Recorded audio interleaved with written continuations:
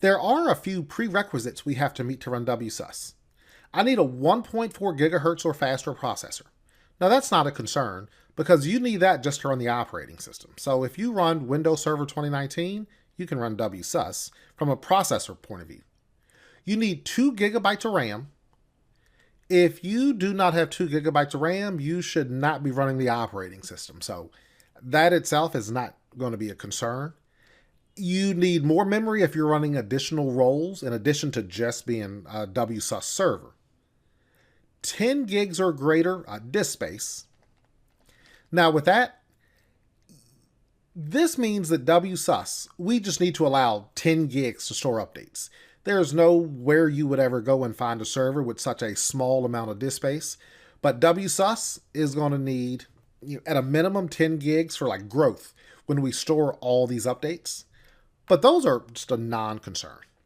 Also a non-concern, a 100 megabit per second network adapter. Anywhere you go, your server is going to have a gig per second adapter or higher. So it is true Microsoft lists these as requirements.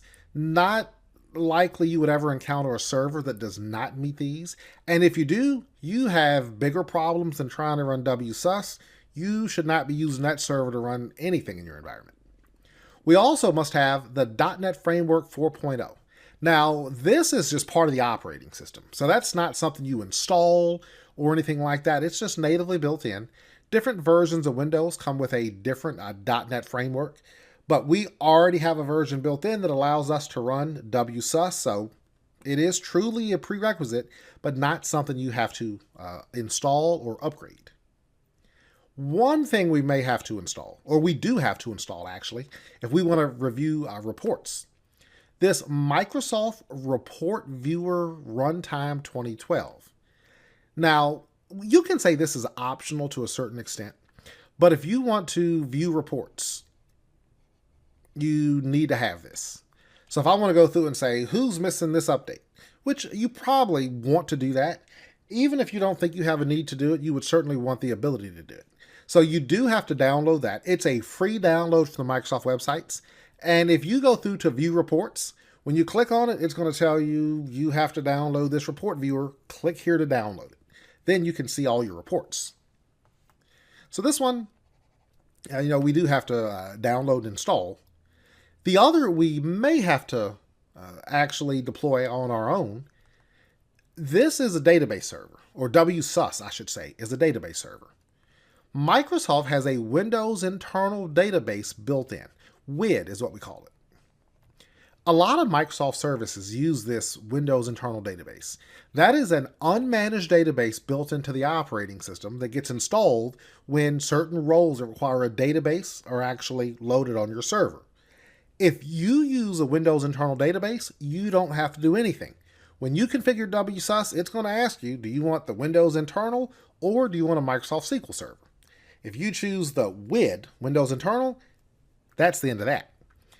If you choose a Microsoft SQL server, that assumes that we have licensed a SQL server, so you have to pay for it, and that you have already fully deployed a SQL server in your environment.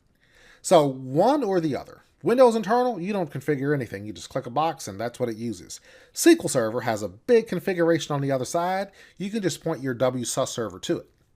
Now that likely brings up the question, why would I use a paid for product that is going to require more administration when I could just use the one natively built in? That's an excellent question. The reason, you may want more than one WSUS. A Windows internal database can never be shared. So let's say you do have two WSUS servers in the environment. I'm just going to call them A and B. Well, if you use the Windows internal database, both servers have to download and store the updates. So if you're storing, 10 gigs worth of updates, you have to put it on both servers. Has to be downloaded twice, once to each server. Instead of doing that, a possibility, if I'm going to have multiple WSUS servers, you could have one SQL server in your environment. Now, you could have that installed on the WSUS, or this could be it.